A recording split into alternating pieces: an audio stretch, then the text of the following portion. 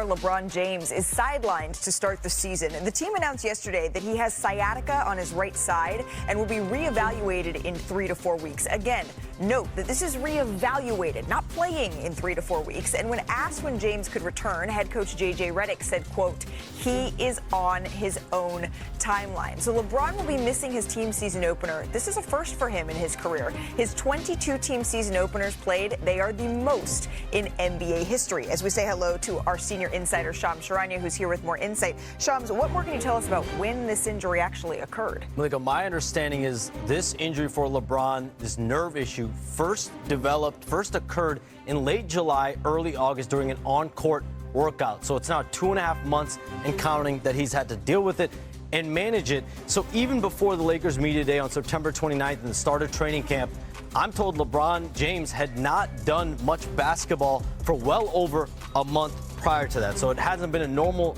routine summer for him. He's a creature of habit. We know that, the way he maintains his body. So for him to be out to start the season and miss his first ever opening night, it shows an admission by him and the Lakers that he needs more time to ramp up, get into basketball shape, get into the right basketball conditioning that he is accustomed to. He's not there yet. And that's concerning, right? When you hear that it's been 2.5 months that he's been dealing with this and still 3 to 4 weeks before even being reevaluated here. I want to bring in our injury expert here, Stefania Bell, into the conversation in the show. Stefania, can we just back up for 1 second? What is sciatica and how long could James be out here?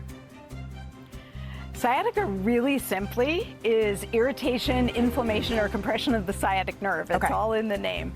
And the trick is trying to figure out what is the origin source of it, because there are many, many things that can cause sciatica. It can be caused by a problem up in the lumbar spine or low back, like a disc problem or inflammation that's irritating the nerve. It can be caused where the nerve passes through the hip muscles by compression or irritation there. And the sciatic nerve has this distribution where it passes through the glutes, down the hamstring, behind the knee, into the leg, and branches into the foot and toes. And you can really have pain, burning, numbness, tingling, whatever your particular symptoms are, anywhere along the pathway of that nerve. So wide range of presentations, wide range of resolutions in terms of time. For treatment, you can treat it conservatively with physical therapy. You're really trying to get the irritation and inflammation to settle down. More aggressively, sometimes an oral course of steroids or an epidural steroid injection if it is in fact associated with the spine. So again, quite the spectrum of possibilities depending on what the actual source is. And when you talk about time frames, could be a couple weeks. Sometimes it's a few months, and sometimes it recurs. Oh, and that is not good news right there. We don't know what exactly of LeBron James's, the symptoms that LeBron is experiencing, of all the symptoms that you just mentioned here. But I'm curious, Stefania, does age at all play a factor in this? No one wants to hear that middle age is part of the problem. But in fact, LeBron's age does fit the pattern we typically see with this. You know, and in that 25 to 55, 60 range is where you most commonly experience something like sciatica. And, you know, he's right in that age pattern where that is going to be something that could crop up for him. And we know he's had some issues in the past, other orthopedic issues with the core, the glute. Maybe there's something going on with his low back. That would be normal. We call it age-related degenerative changes, and while that sounds drastic, it's just part of aging. And certainly as an athlete who's played at the level he has for years, you expect to see some age-related changes. So age not the only reason, but it can certainly impact why it's presenting and also how long it takes to recover. Well, I'm looking at all of these high-flying highlights here of LeBron James, and I think, yes, you're saying all of these things are quote-unquote normal for this age group, but when you've seen someone perform at a superhuman level for so many years, it's still a little bit unnerving to hear about these issues that he's having as he's working to enter his 23rd season here. Stefania Bell, thank you so much for your time and explaining to us all of that here on NBA Today. If y'all are wondering what the Lakers look like with and without LeBron James, here it is. Since 2018-19, when he joined the Lakers, LA is 248 and 171 with LeBron James on the court. Off the court, 56 and 78. I take this with a grain of salt because remember, Luka wasn't here for a whole lot of those games. But now let's welcome in our senior writers, Brian Windhorst, NBA champ Kendrick Perkins, into this conversation. Brian, I'm going to start with you here. Just your reaction to seeing this news as well. Let me deal with the elephant in the room, because I know I got a lot of text messages about this when the Lakers announced it, and I'm no Stephania Bell, but a 40-year-old who plays golf. People were asking me, was this a golf-related injury? Because LeBron played golf all summer, and sciatica is something that happens to golfers. Let me just point something out. For a golfer, a right-handed golfer, sciatica typically happens on your left side because that's where the torque is. That's where the turn is, although LeBron doesn't lead the league in making great turns, but he's getting better, So this is an injury that is related to basketball. But I want to point something out. LeBron has had an injury at the beginning of the summer. At the end of the Lakers season, he hurt his knee, he sprained his knee, and he was out for about 6 weeks recovering from that injury. So his entire summer of maintenance and ramp up was off, and that is a factor, not only as he deals with the sciatica, but he ramps up coming back, and that's why the Lakers want to take this carefully. The second thing is, LeBron in his career has had disc issues in his back, and I'm not saying that's what leads to the sciatica. As Stephania said, there's a number of reasons that can lead to this, but several times in LeBron's career, he has had to have epidural shots, which Stephania detailed, to deal with lower back inflammation, and he has always recovered very well from them. So while this is certainly a blow to the Lakers' early season, I think there is a lot of reasons to go slow with LeBron, and the thing to remember, they don't need LeBron to be at his best in November and December. They need him after the new year into the spring. Hey y'all, Perk here. Look, Hi, I'm Perk. not the doctor, and I'm damn sure not a golfer, okay? But I was a former athlete, and we talk about Father Time all the time, and Father Time is here. We've heard LeBron talk about, hey, when the time is near, they're going to sit down with his family. He's even going to talk to the word love, right, and see if it's still there. But his body is saying, listen to me. This is what 3 straight years in a row that LeBron James has dealt with injuries that have kept him sidelined, maybe 4. His body is telling them, hey, I've been good to you.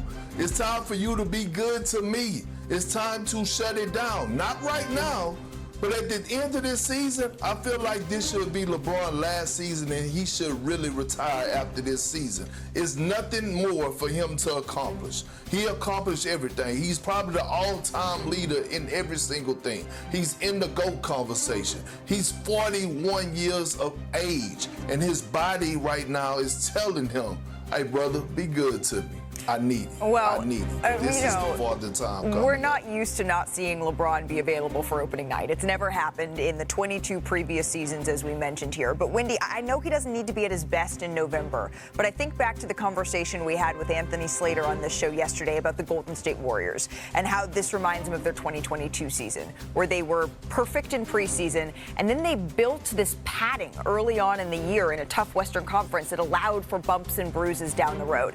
And that's what the Lakers now may not be afforded, is that sort of padding in a Western Conference that is incredibly tight, that is incredibly difficult without LeBron James here to start the season. So it's something we will monitor, and we'll certainly keep you updated. I agree. That is Go ahead, Brian. That's a very fair point. You have 10 or 12 bad games in the Western Conference. Right. It can be the difference between having the 3 seed and being in the play-in. That is true.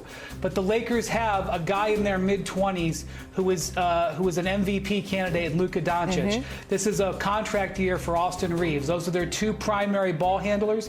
That's something that they need. Those guys need to carry the load. Absolutely, and that's what they're going to be saying. And just to re-clarify here, 2.5 months and counting that he's been dealing with this nerve issue, and he's obviously trying to ramp up, trying to get back on the court. He just is not there yet. Absolutely, and that's the biggest story in the NBA. But tonight, it's all about the WNBA.